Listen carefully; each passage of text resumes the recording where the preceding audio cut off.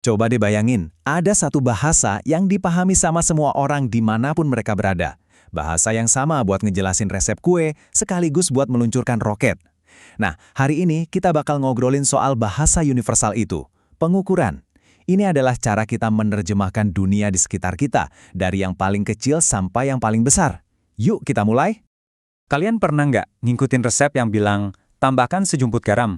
Atau, panggang sampai warnanya pas? Nah loh, sejumput itu seberapa banyak sih? Pas itu kayak gimana? Kalau nggak ada aturan yang jelas, masakan kita bisa-bisa jadi kacau balau kan? Kekacauan di dapur tadi, coba bayangin kalau itu terjadi di dunia sains. Wah, akibatnya bisa jauh lebih fatal. Ngebangun jembatan atau nerbangin roket keluar angkasa cuma pakai kira-kira? Nggak mungkin kan? Makanya sains itu butuh banget bahasa yang presisi, satu set aturan yang disepakati bareng-bareng sama semua orang. Dan inilah dia, bahasa universal itu, pengukuran. Inilah alat yang mengubah kira-kira jadi angka yang pasti, mengubah kayaknya udah pas jadi data yang bisa kita andalkan.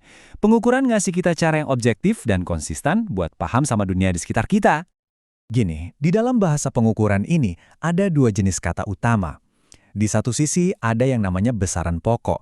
Anggap aja ini kayak balok-balok Lego dasar kita, fondasi dari semuanya. Nah, di sisi lain, ada besaran turunan. Ini adalah semua hal keren yang bisa kita bangun dari balok-balok dasar tadi.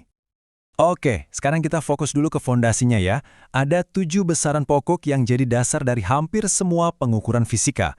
Anggap aja mereka ini alfabet dari bahasa universal kita. Nah, ini dia ketujuh huruf ajaib itu. Kita punya panjang buat ngukur ruang, massa buat ngukur isi suatu benda, sama waktu buat durasi.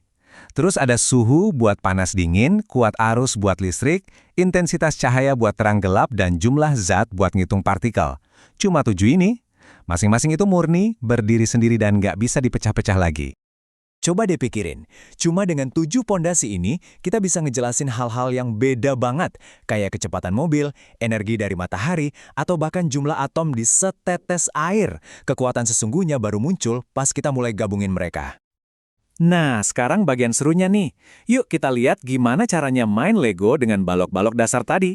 Ini saatnya kita mulai ngebangun konsep-konsep yang lebih rumit pakai besaran turunan. Jadi, besaran turunan itu apa sih? Gampangnya gini, ini adalah besaran fisika yang kita dapetin dari hasil kali atau bagi besaran-besaran pokok.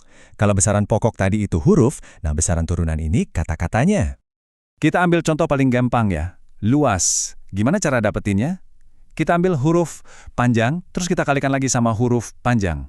Hasilnya, luas, dengan satuan meter persegi. Simpel kan? Oke, contoh lain yang sering banget kita pakai, kecepatan. Di sini kita gabungin dua huruf yang beda. Kita ambil panjang atau jarak, terus kita bagi sama waktu yang dibutuhin. Hasilnya adalah kecepatan, satuannya meter per detik. Gitu deh cara kita ngebangun konsep-konsep baru dari fondasi yang udah ada. Tentu aja, punya bahasa ini jadi percuma kalau kita nggak bisa membacanya. Nah, disinilah peran alat ukur jadi penting banget.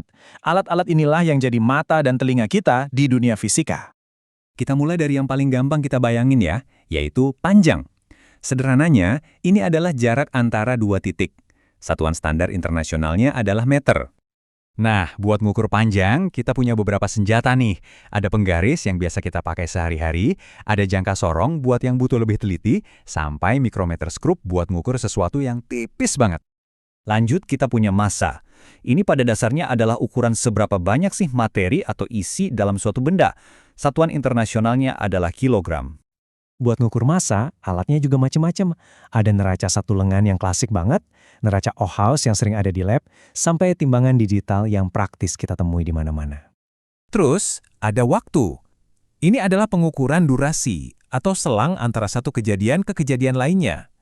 Detik atau second adalah satuan dasarnya, fondasi dari menit, jam, dan seterusnya. Dan pastinya, kita punya banyak alat buat ngukur waktu. Ada stopwatch yang presisi banget buat durasi pendek, jam yang kita pakai tiap hari, bahkan jam matahari, salah satu teknologi pengukuran waktu paling tua yang konsepnya keren banget. Oke, sekarang kita tahu ada banyak alat buat satu jenis pengukuran. Tapi pertanyaannya, kenapa sih? Kenapa nggak cukup pakai penggaris saja buat semuanya? Jawabannya ada di satu kata yang penting banget, ketelitian. Coba dilihat angka ini, 0,1 mm. Ini adalah tingkat ketelitian atau presisi dari sebuah jangka sorong. Jauh lebih kecil daripada goresan paling kecil di penggaris biasa, kan? Oke, sekarang gua kasih tantangan kecil buat kalian.